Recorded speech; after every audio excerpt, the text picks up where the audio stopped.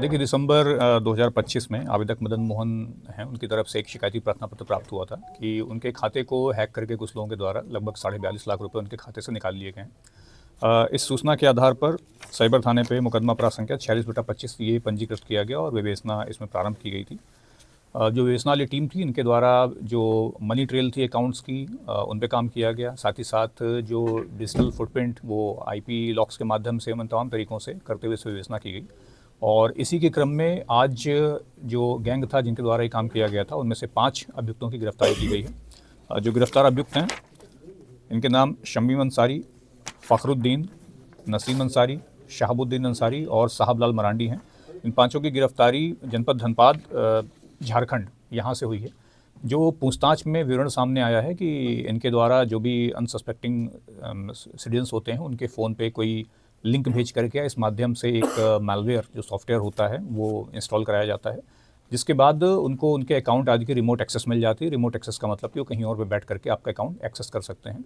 और उसके बाद चूंकि ओटीपी वगैरह सारी एक्सेस उनके पास आ जाती है, तो उनके खाते से पैसा निकालते हैं।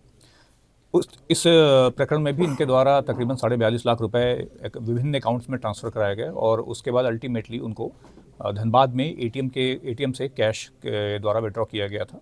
ये इनका पूरा मोडस ऑपरेंडी था। इनके पास से जो संपत्ति का खपाने का तरीका है कि इनके द्वारा एक तो हाल में इनके पास एक गाड़ी भी मिली है, जो कि 10-12 दिन पहले उन्होंने एक ब्रेज़ा गाड़ी ली है, वो ब्रांड न्यू गाड़ी। साथ ही ज़मीन खरीदना, घर बनवाना, इस टाइप के जो भी निजी खर्चे हैं, इन सब पे इनके द्वारा संपत्ति बनाई गई है। प्रकरण में इनकी गिरफ्तारी हो गई। साथ ही जो और नेटवर्क में इनके लोग शामिल हैं, उनकी भी जानकारी की जा रही है।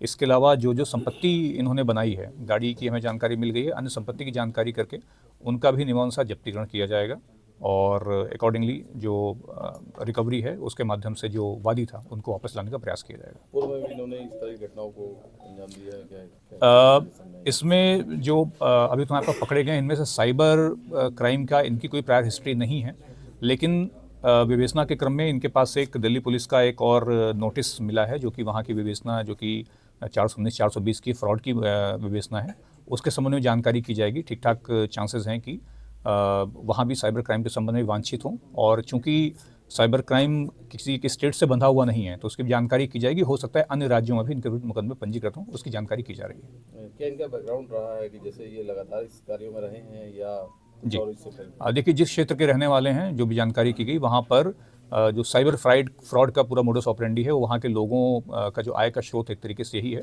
तो निश्चित रूप से ये प्रोफेशनल्स हैं और इनके विरुद्ध जो भी अन्य गैंगस्टर या संगठित अपराध संबंधी जो भी नियम है, उन पर भी कार्रवाई करवाई जाएगी।